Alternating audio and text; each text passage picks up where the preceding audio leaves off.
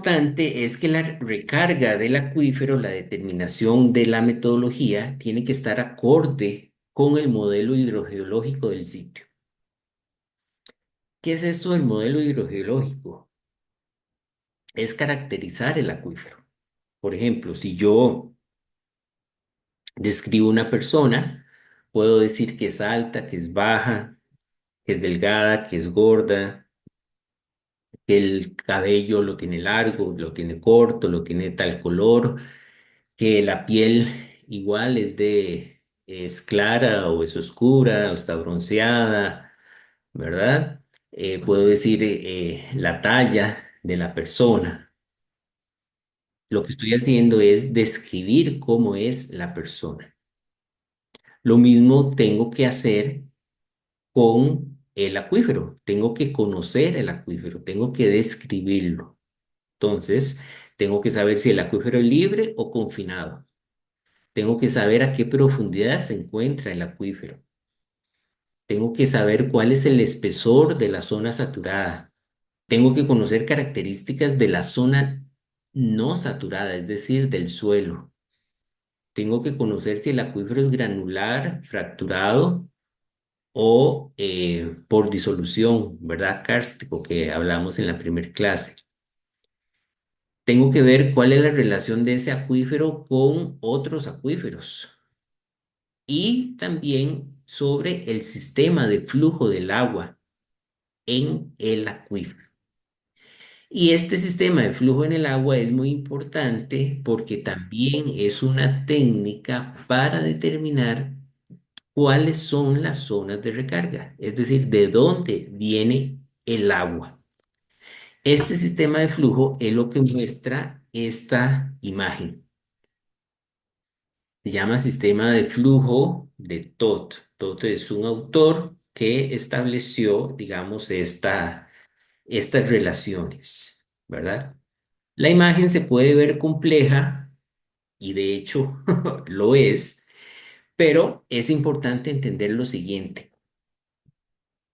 Cuando estamos determinando las zonas de recarga, al final de cuentas estamos estableciendo o caracterizando a la naturaleza a partir de unos supuestos, ¿verdad? Fundamentados en el grado de conocimiento general que se tiene del sitio.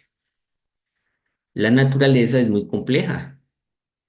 Si nosotros estudiamos los sismos o si estudiamos los huracanes, si estudiamos los volcanes, si estudiamos el agua subterránea, hay muchos elementos que todavía como sociedad no conocemos de la naturaleza. Cada vez conocemos más cosas, ¿verdad? Gracias a la investigación que se realiza.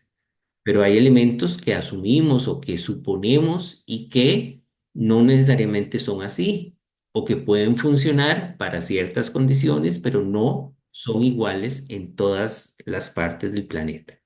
Y entonces eso es importante tenerlo presente. Siempre que trabajamos con la naturaleza, estamos modelando, estamos tratando de establecer una serie de situaciones a partir de ciertos parámetros, ¿verdad? Como decía la compañera en la pregunta anterior, ¿será que le damos igual peso a algunas de esas variables o de esos parámetros o no? O si todos tienen el mismo peso.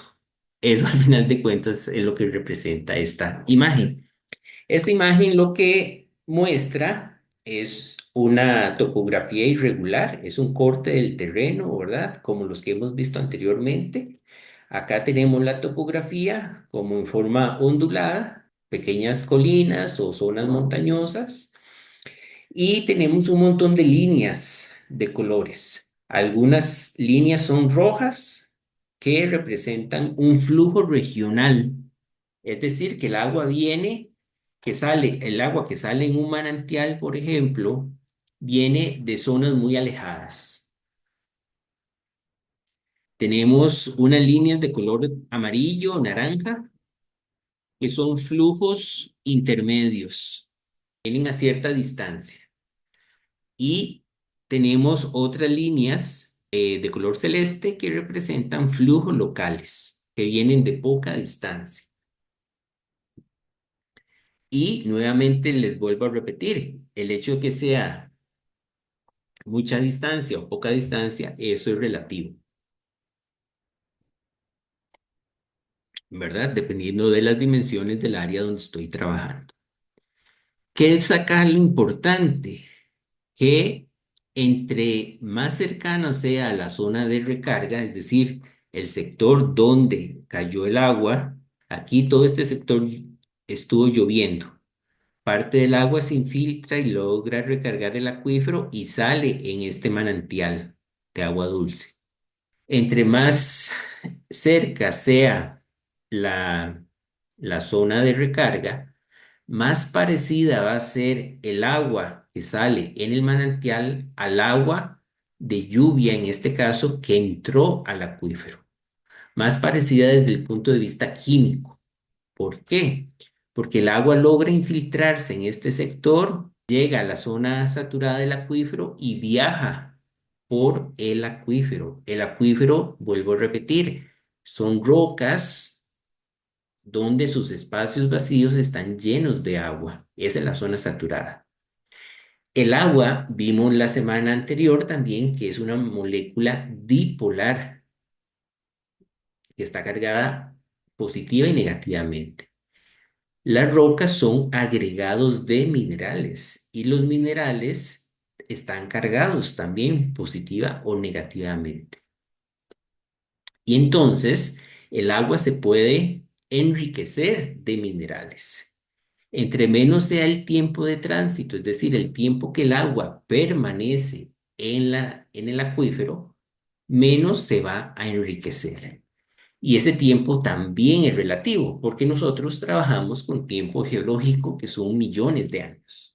Entonces, decir, por ejemplo, que aquí en las zonas altas de Costa Rica, del Valle Central, Alajuela, Heredia o San José, llueve y el agua sale en un pozo o en un manantial 10 años después, 10 años desde el punto de vista geológico, es nada, ¿verdad? Es muy poco tiempo.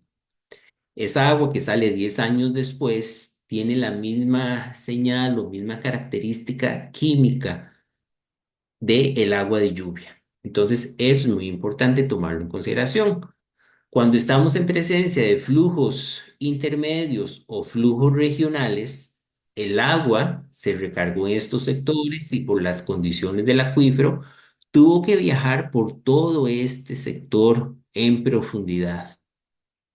Y ese viaje implica mayor tiempo. ¿Mayor tiempo cuánto? Depende. Pueden ser cientos, miles o millones de años que el agua viaja por las rocas. Y entonces, entre mayor sea el tiempo que viaja el agua por las rocas, existe la posibilidad de que se enriquezca en diferentes tipos de minerales. ¿Verdad? Entonces se puede enriquecer, por ejemplo, en sulfatos o cambiar el pH o enriquecer en cloruros o incluso, dependiendo de las condiciones por las cuales viaja, puede cambiar temperatura del agua. Y entonces cuando sale como un manantial acá en superficie, puede salir como un manantial de agua termal y enriquecido en muchos minerales.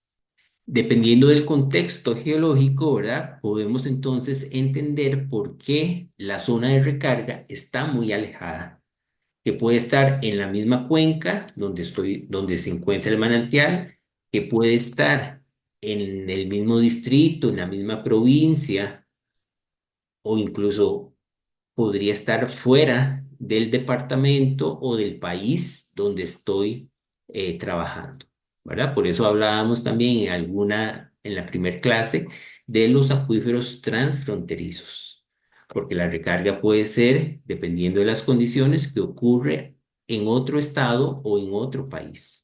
Estados o países que pueden tener reglamentaciones o normas jurídicas diferentes. Y entonces vean qué importante poder entender esto. ¿Por qué? Porque si yo estos manantiales los quiero proteger, por más que yo quiera, no los puedo proteger yo solo. tengo que hacer arreglos institucionales, políticos, con otro estado o con otro país incluso.